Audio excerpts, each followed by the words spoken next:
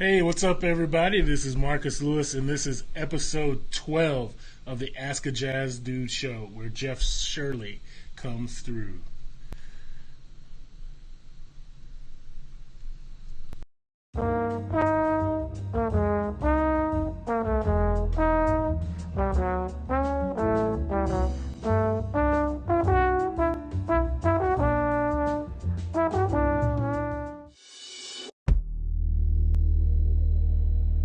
Ask a jazz dude.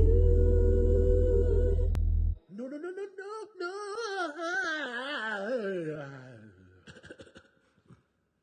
Let's start the show.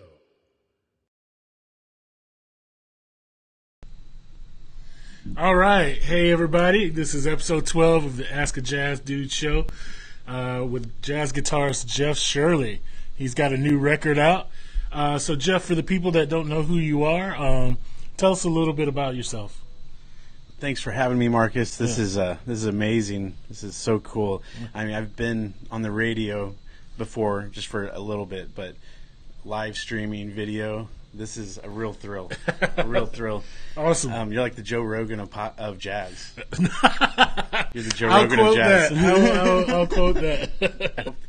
But I'm a jazz guitarist from Kansas City, and I just released a new album, and I'm got a gig at the Black Dolphin coming up April 13th. So I'm just a jazz teacher and performer and composer. All right, so you're originally from Kansas City? Liberty, Missouri. Liberty, okay, Yep. Liberty, Missouri. Cool. And so you mentioned that you teach. So do you teach privately or you teach at a university? I teach privately and I teach at a university. I'm an adjunct guitar teacher at Ottawa University. Okay, cool. Very cool. So let's talk a little bit about your upbringing and how you actually got into jazz. You know, because usually most of us we have a love of music, but then we find jazz a little bit later. Mm-hmm. So how was it for you? I loved listening to my dad's record collection, and everything from Michael Jackson to Stevie Wonder, and the 80s music, a lot of 80s music, and fell in love with guitar and was doing fingerstyle and classical pop. Had a really good guitar teacher, Larry Beekman, and then I decided to go out for jazz band in 10th grade, and I just really loved it. Our jazz band teacher was Danny Watring, and he was a drummer, and so started to improvise. Really loved it. Checked out a few CDs from the library, like Art Blakey, Joe Pass, and I really liked it, and loved improvising. Loved the thrill of improvising and the creative outlet. So yeah, very cool. I just want to take a second to give a couple shout outs to some people who are watching on Facebook live here. Bill Sundahl, always watching. He's the man. Sam Wiseman. Ben Turvert is watching. Great young bass player here in KC, who's actually from Liberty, too. Yes. So yes, I got to play with his brother a lot, Adam, growing up. And oh, yeah? Yes. What does his brother play? I don't Bass. know. Oh, okay, cool. Wow. Runs in the family. Awesome. So you went to school, undergrad at North Texas, right? Yes, did a little bit at CMSU with David Aberg, and then I got in my head that I wanted to be around 20 guitarists. Or I just wanted the thrill of that competition, and went down there. They even had a guitar big band. That was one of the thrills, being down there. What? So when I first get down there, and Braylon was a bass player, and he's with Erykah Badu now, but great Dallas art scene. And so there would be it was a whole big band, but every instrument was guitar. So you'd have four, trumpet guitars, four guitars playing the trumpet parts, four guitars playing the trombone parts. So it was Really? I wonder what that sounded like. If it's dialed in, it was pretty cool. Yeah? We had some great guitarists in there. So with Fred Hamilton teaching out there. So very cool. So North Texas, what was because that's one of the best jazz schools in the country. And what was that like? What was the environment there like? It was you're about 35 minutes away from Dallas, so you're a little bit removed from downtown Dallas. So that's one thing. So you're in a kind of a closed off area, just 35 minutes away, and you can kind of just workshop things. Just a lot of people coming in, artists in residency, just like they do at all the great jazz schools. We'd have Bob Brookmeyer coming in, Maria Schneider, wow, Sam Rivers, and so it was fun when people like that would come in to town. Very cool. I'm moving that logo off of my head there. All right. So, we got a question coming in here for you from Bill Sundahl. Can Jeff talk about the pros and cons of learning within a university environment versus just studying with a private teacher that's not at a university? Mm-hmm. Great question, Bill. Pros and cons. Yeah, I guess it depends on where you're at. But I think if you're at a university where you're getting a lot of playing experience, you're playing in front of people a lot, you're maybe even getting some of your own gigs, I think that can be huge. Just get those experiences of playing in front of people. Just do that as much as possible and get your practice time in. If you can really be dedicated to it, it's great. If you can't be completely dedicated to it, maybe you might want to just study privately at that point. But I think if you're really wanting to dive in deep, you can. That's a time to do it in the education system. If it's with some really great teachers. And there's some great ones around here for sure. Oh yeah, and it's just the education, thing with university. You also make a lot of great connections as far as like people who are trying to do the same thing that you're trying to do is valuable. I think a lot of musicians that I went to college with, I still perform with today. Yes. Those connections are everlasting. So it's really good to go through that development with someone or a group of people. And ironically, some of the best jazz bands that are out now with young people are the guys that went to school together or either grew up together. Talking about Houston, like Glasper, all those guys that came out of there, all those guys that came out of California, like Ambrose and Walter Smith, Justin Brown, they have band because they've played together for years, Yeah, doing it for fun. Yep. Just enjoying it. Yep. So if you're watching, guys, just be sure to share this post or like it. Send in some questions just so we can get some interaction. The more interaction we have, the more people Facebook will show it to. So we'd greatly appreciate that. You said something that struck me about competition.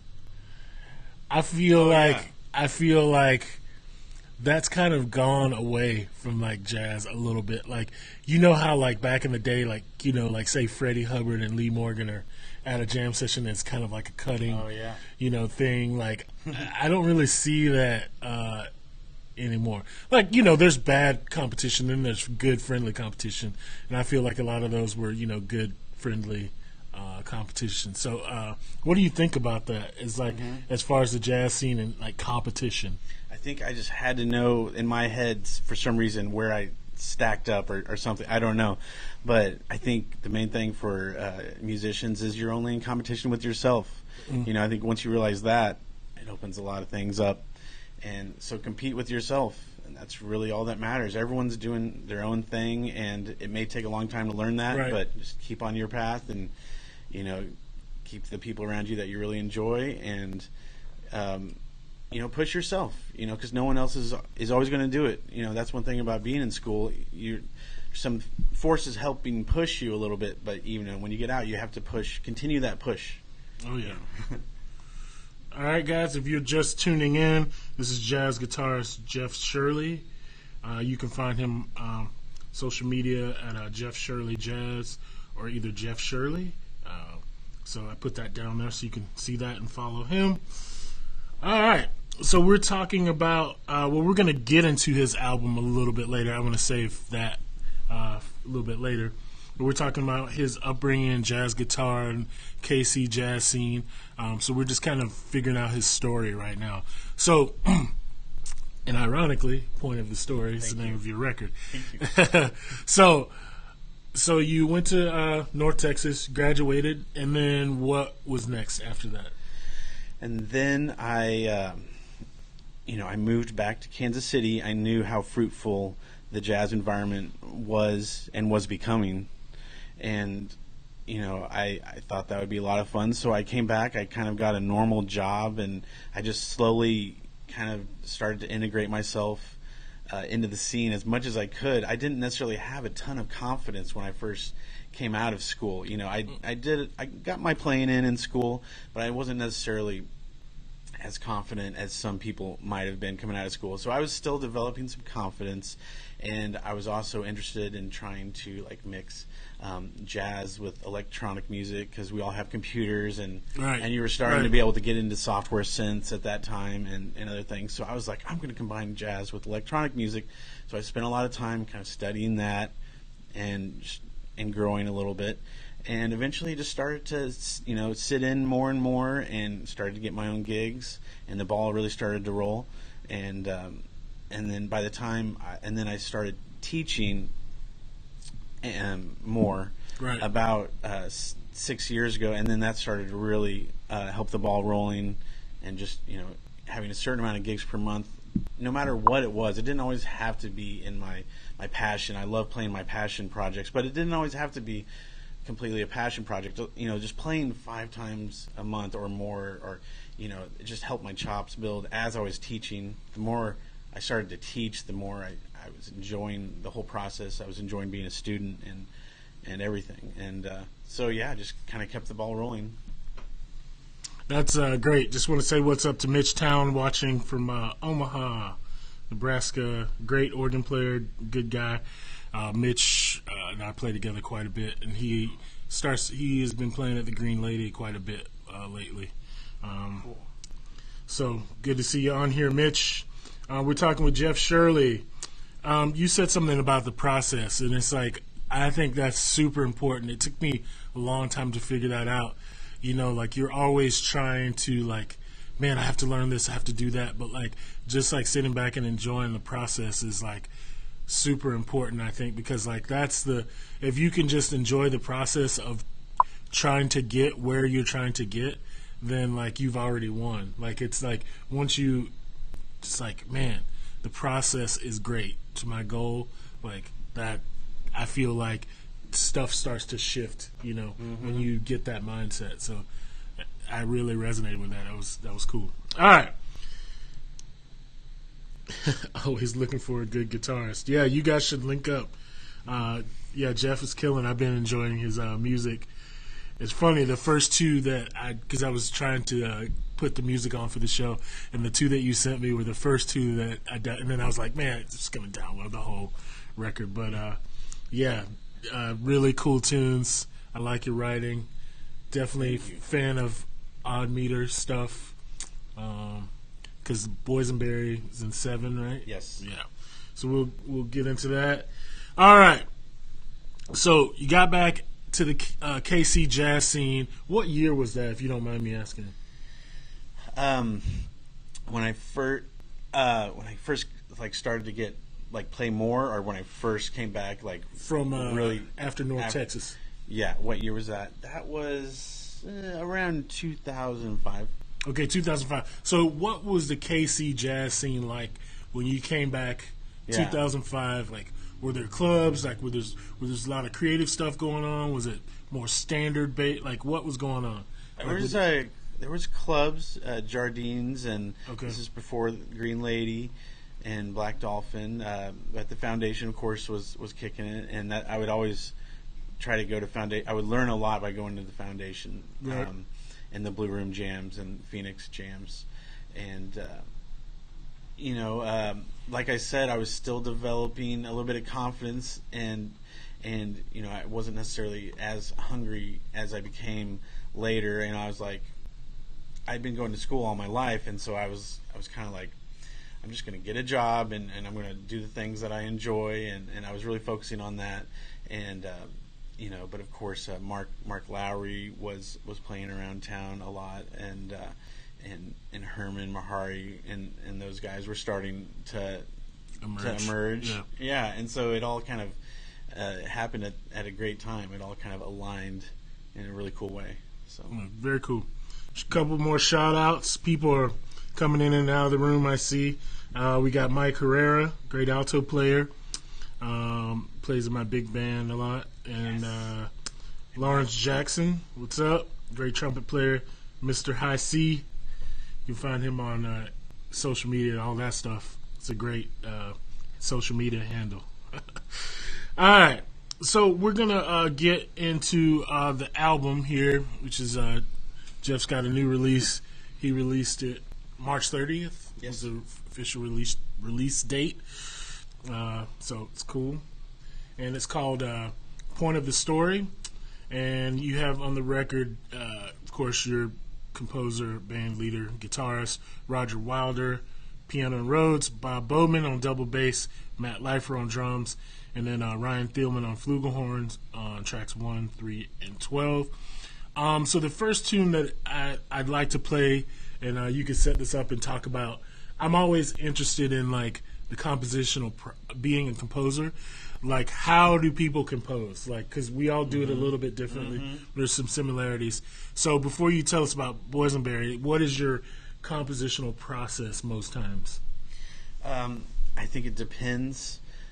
I like a number of approaches. Whenever I'm practicing guitar, or if I get an idea just driving in the car, I will record it on my phone. So I end up with a lot of these ideas, and that's one approach.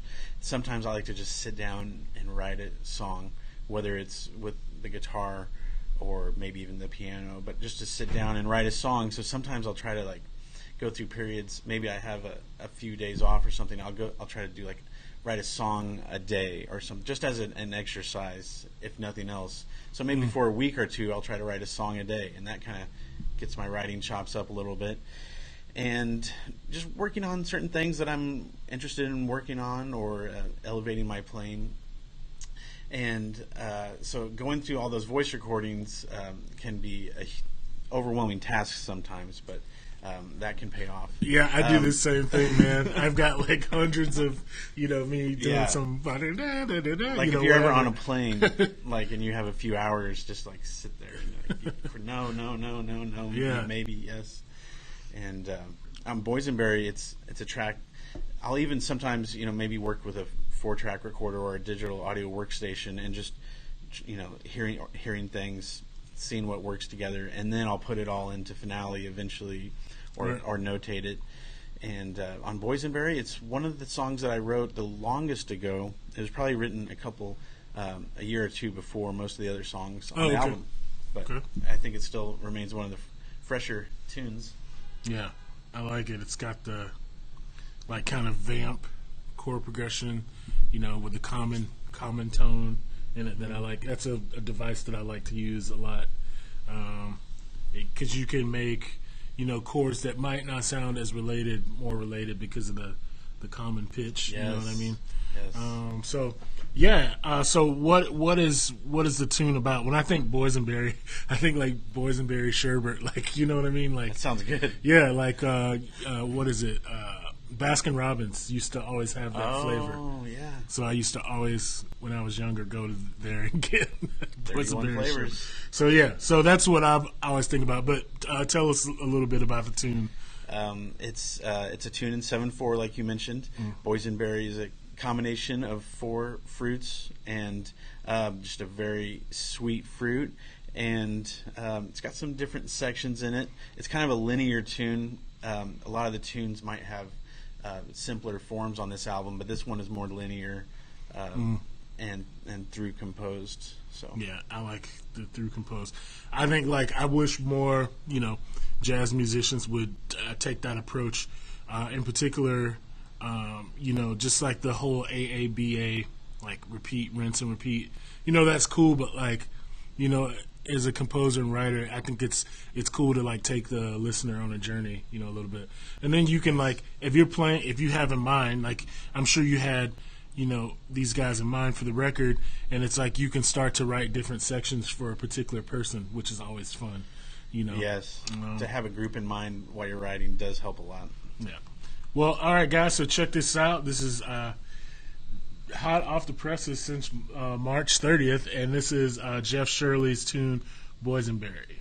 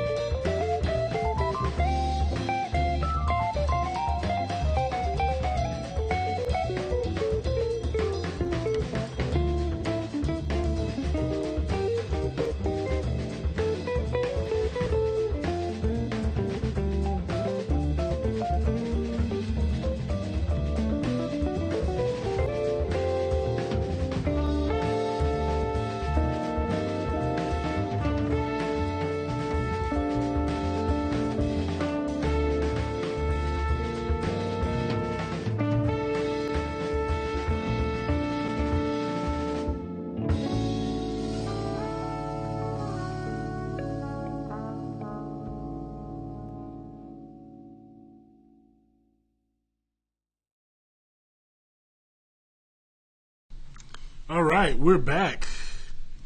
Yeah, that was Boysenberry from Jeff Shirley on his new release, Point of the Story. So, we talked about the tune being 7/4 through composed. One of my big influences is Dave Holland, as far as like, composition form. He's a master at like counter melody. So like, who are some of your influences on the guitar, and then just in general? I love Dave Holland, Extensions album. Robin Eubanks, amazing. And I've been listening to I like to listen to like one thing over and over. I tend to do that. Like, I have my favorites, and when I find something I like to really wear it out. But as I was making the album, or if I'm doing some stuff, I've been listening to a lot of Wayne Shorter. Don't like, there's something special about that sometimes, about like, I think, there's not a lot of people that have found this album, or, this is a little, this is very original. Also Wayne Shorter, Without a Net, just from a few years ago. Oh yeah, I was listening to that a lot. We lost our, we're back, we're connected again. Okay. We lost our. I was just mentioning the Wayne Shorter Without a Net album, and when you listen to that album and what Wayne's doing on that, and imagine trying to like compose that. I actually got to see that manuscript one time at one of his concerts. I was there with Nate Nall, and saw Jeff Harshbarger there and Mike Stover, and we got to meet John Patitucci there, and wow. And that music, the way Wayne plays on that is just so flurries and fleeting, and just like, it's a different kind of jazz than I'm used to hearing sometimes, and I love that kind of thing where a master, that's been around for so long, and how he's approaching jazz just as impressionist art, right? Kind of Jackson Pollock even, but love that. The Herbie Hancock electric stuff, even Future to Future, just some off the top of my head. Future is great. Yeah.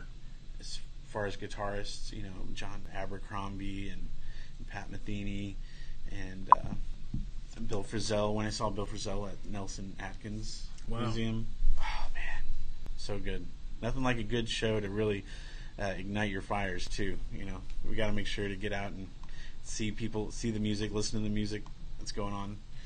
I tend to stay home sometimes too much, and like, I'm going to stay home and practice or compose, but get out a night or two a week is a good idea. So, guys, if you're just tuning in, I see Stephen Martin, great tenor saxophone player, is tuning in. Good to see you on here, Steve. So this is Jeff Shirley, great jazz guitarist here in KC. You can find him on socials at Jeff Shirley. Also, let me put his website up here so you can see that. You can find him at jeffshirley.net. Bring that down there so you can see that. So we were kind of talking a little bit while your song was playing. We were talking about the importance of social media and where it's going. And what do you think about that? And who are some of your favorite people that you follow on social media? Oh yes, social media is in addition to, as musicians, in addition to performing, going out and seeing other people perform, composing, practicing. There's just a lot of laundry, cleaning the house. There's so many things, but also social media is so important. Instagram and Facebook and YouTube. And sometimes it feels like there's no one out there, but you just keep doing it, and eventually a small spark can ignite a forest fire sometimes. Yeah, it's that's so true. It's like you have to just keep doing the content and the material and putting it out there, because what's going to happen is all it takes is one piece of really great content that can really catch on, and then all of those people are going to go back and watch your older content. So it's like, I think for a lot of people, especially jazz musicians, you shouldn't get discouraged because 2 people watched your video, or if like some people are complaining, oh man, it's only got like 1,000 likes, and it's like, no, that's really awesome that like 1,000 people liked what you did. Like, don't it's not so much about that. It's just about bringing value to people and putting the content out there. And yeah. So, and if you feel that way, double down and post it some places you may not think about, on other people's Facebook pages, and just double down and try to devote, 30 minutes, I would say, to a day, to an hour, or maybe just, a couple hours once a week, however you want to do it. But one social media person I follow a little bit is Adam Neely on YouTube. Have you seen his stuff? No, not yet. He's a really smart guy. There's some of these, real geniuses you can find out there, and he's going through some things I just find interesting. Some people may not, but he has a video called the Coltrane Fractal, and he takes like the first 8 bars of the Giant Steps solo, and he shows you how he takes it in a music program and he smashes it together, and he knows how to speed it up and put like thousands of them right together to where you start to hear it again, like you start to hear the slow solo and then you hear it fast. It's just a way of taking apart music and shrinking it and then putting a bunch of them together, and then you hear the whole again somehow. It's just, he's doing some sort of weird math. He also gets into Lydian chromatic concept. Oh yeah, the George Russell thing. Yeah. Which that's an interesting book and approach. Yeah. But he has lots of interesting videos, and I always get pretty amazed when I watch some of his stuff. Adam Neely. Yeah, I'll definitely check that out. That sounds really interesting. It's like, man, the fractal stuff, like I didn't even know like what that was until, a couple of years ago. It's really interesting. All right, so Chad Stoner is watching. If you're tuning in, guys, tell us where you're watching from so we'll know. Please like and share this feed. That would be awesome for us to get a little engagement. And, that's what this show is really all about. It's about just us engaging with people.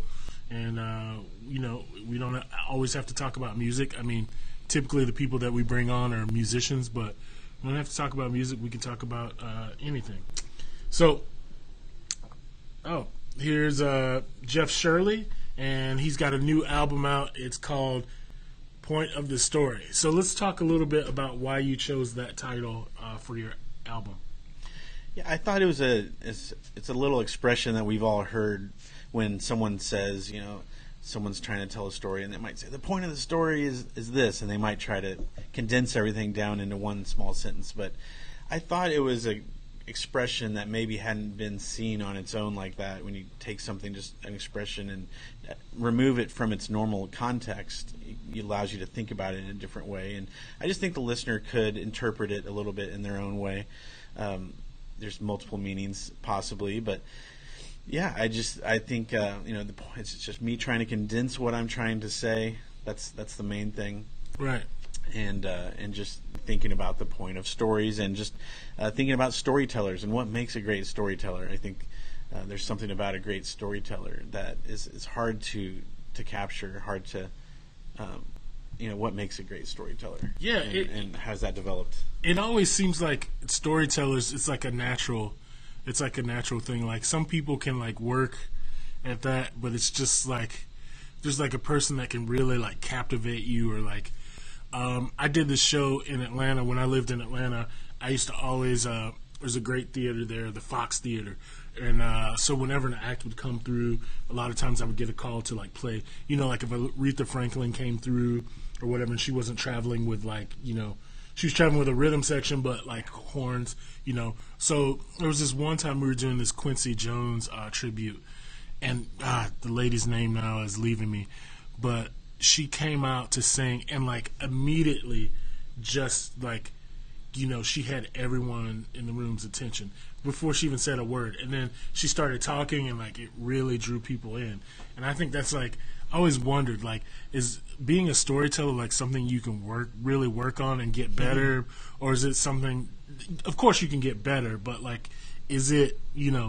I think it's one of those natural things. Like you have it or you don't. I don't know. How do you feel about that? And you have to have maybe a lot of life experiences to be a great storyteller. Yeah. A little kid can't really be a great storyteller. There's no life experience there. Yeah, it's like my dad is super. He's super quiet, but like when family's around and he's telling stories, like it's it's pretty awesome. Like everybody's into it. That's great. So anyway, sorry to get off topic there, but so point of the story. Let's listen to another track. So we'll set this one up, and this one is called, I think, Clear as Day. Sorry. So let's talk a little bit about that. Clear as Day is it's kind of a fun tune to play over. It's just it's got some swing, it's got some Latin, it's got a little bit of everything. It's got some piano. I use piano, and we use piano and Rhodes a little bit. Right. This one has piano, so a little bit more of a traditional sound. Mm. Yeah, Roger's solo. Well, all the solos are great. Roger has a great solo on this. Yeah. What's up, Clint Ashlock? Clint Ashlock will be our guest next week, so tune in to see him. He's a great trumpet player, arranger. He runs the Kansas City Jazz Orchestra and also his own big band, New Jazz Order. So check Clint Ashlock out. Great player, great arranger. All right, so the tune we're going to play is Clear as Day. If you're just tuning in, this is Jeff Shirley. You can find him at Jeff Shirley Jazz or his website, jeffshirley.net. So check him out, and you can find out about him and what he's doing and where he's playing. He posts up where he's playing pretty regularly, so you can see that. But here is Clear as Day. Maybe.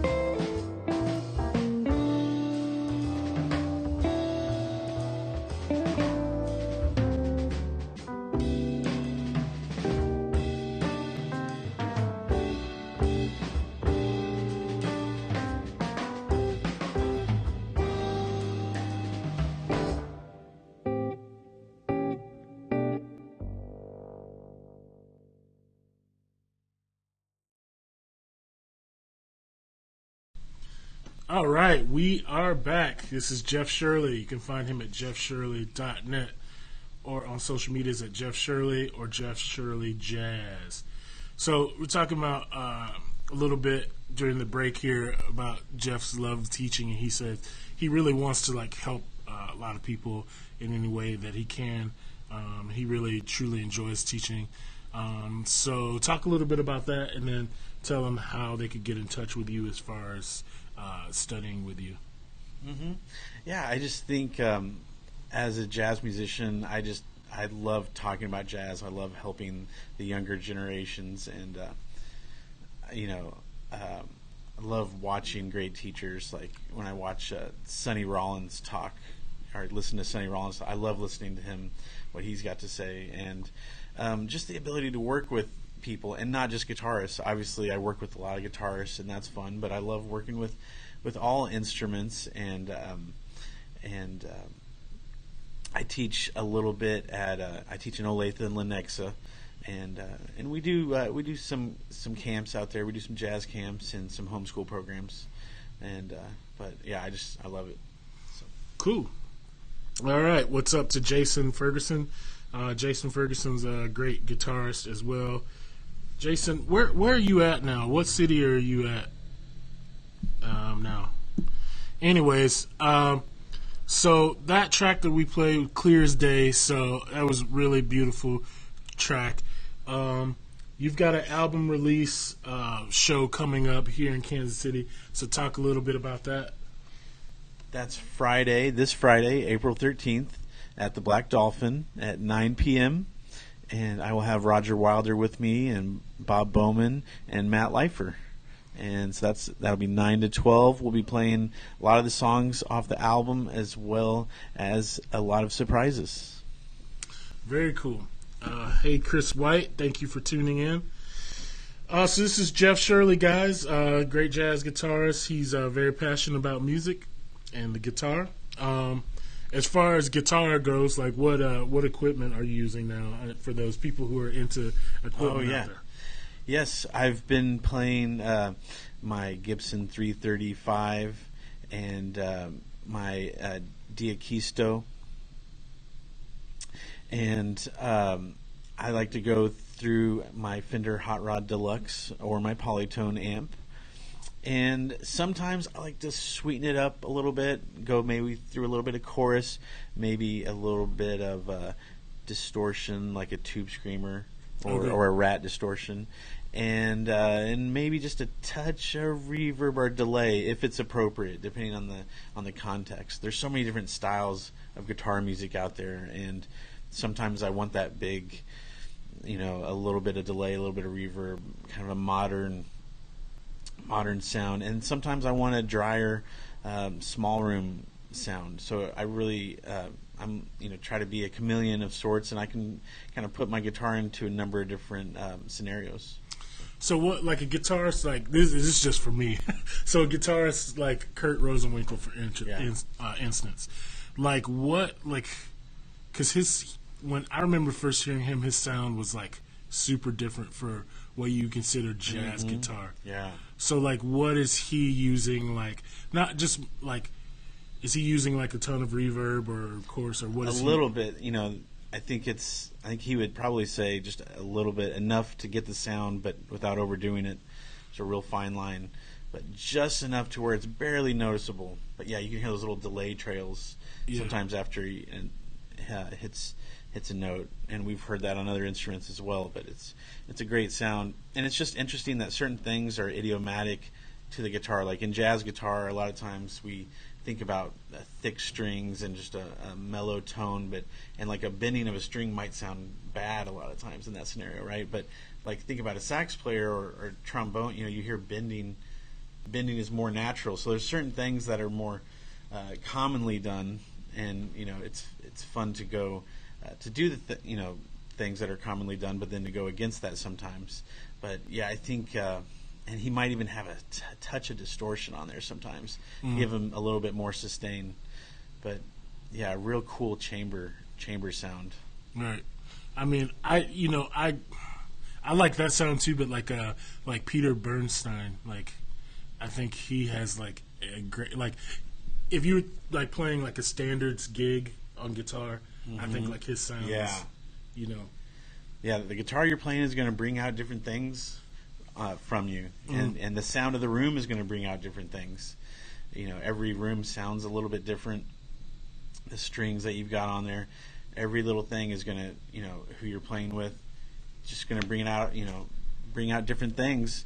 So think about the style that you want to achieve, think about the sound you want to achieve, and then work backwards from there. Think about what guitar might be best for that, what sound, and have fun with it. Cool. All right, guys, this is Jeff Shirley, and this is episode 12 of the Ask a Jazz Dude show. We're still going strong, 12 episodes. So congratulations, man. This is so great. I'm so excited about this. Thank you so much.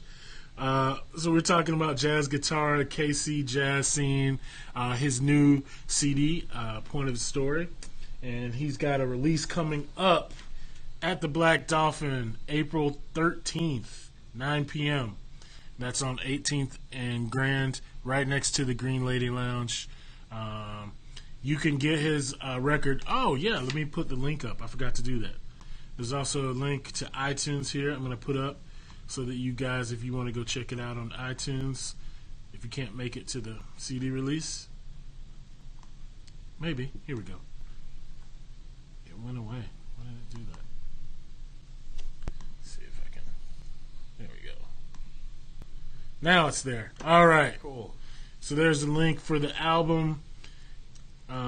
If you don't click on the link, you can just always go in and type Jeff Shirley, point of the story, and it'll come right up.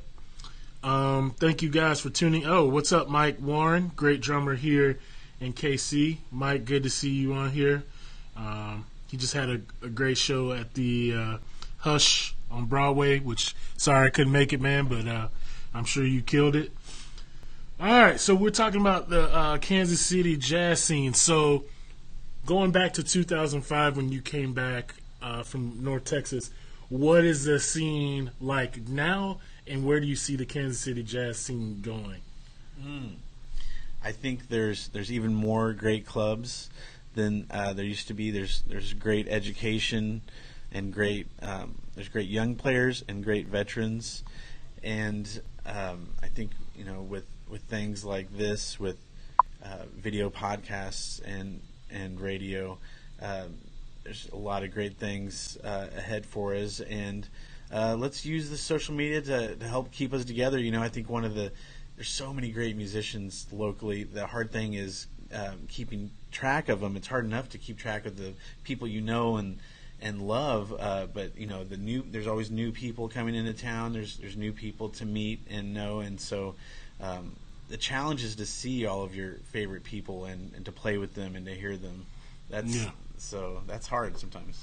It's really tough. It's like there's so many musicians that like are good here that I don't get the chance to play with. Even like Mike, like we play some gigs together, but I haven't had the pleasure of having him on one of my gigs yet. So it's like it's just really tough to keep like so many great musicians.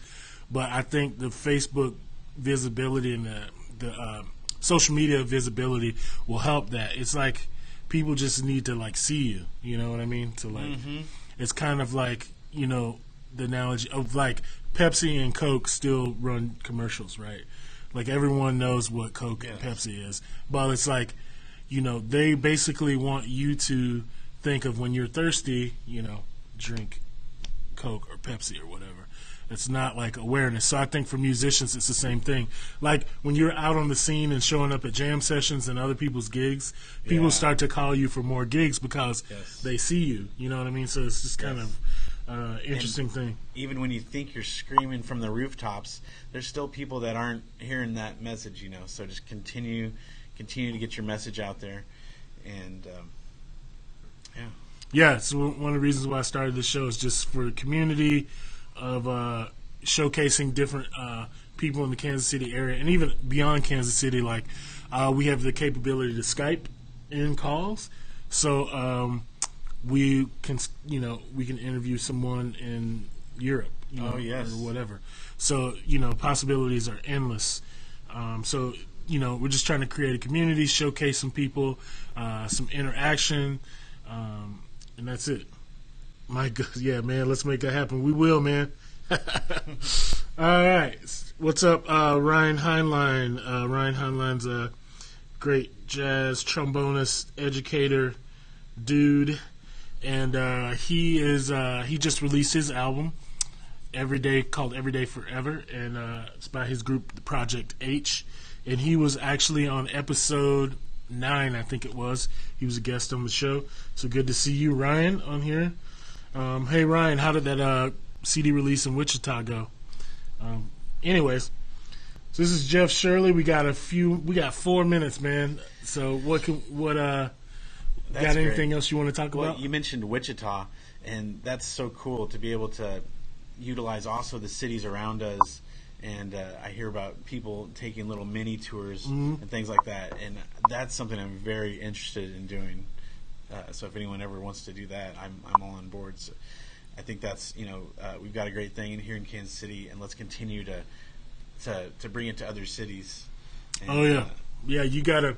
There's the first show we did was Eddie Moore, and there was a lot of great information on how to tour with a band. Eddie's actually on tour right now. He's doing like a little mini tour of Houston, like Southwest tour. So it's really important, and that's something I'm going to really focus on this year. Is building a base first of all in Kansas City. I'm not from Kansas City. I've only been here, 4 years, and the majority of the time I've been on the road with Janelle and Monet. So it's like I was the first 2 years I was like barely here, so no one even knew I lived here. So first of all, building a following here. With my group, with the big bands, Brass and Bougie thing, I'm really focused on that. I think it's got, potential to reach a lot of people that might not even be into jazz. Good. So, and then, going regionally, going out, hitting Des Moines, Omaha, KC, come back, go Southwest, go East Coast, go West Coast, go North, just do those and try to get those at least 2 to 3 times a year, that's the way that you can build a national following for yourself. So many tours, they work, it's just like, are people willing to put in the work to make that happen? Because it's a lot of work. Yeah, it'd be nice to have a tour manager, but most people probably don't get that luxury. No. But you have to be your own tour manager, too. Yep.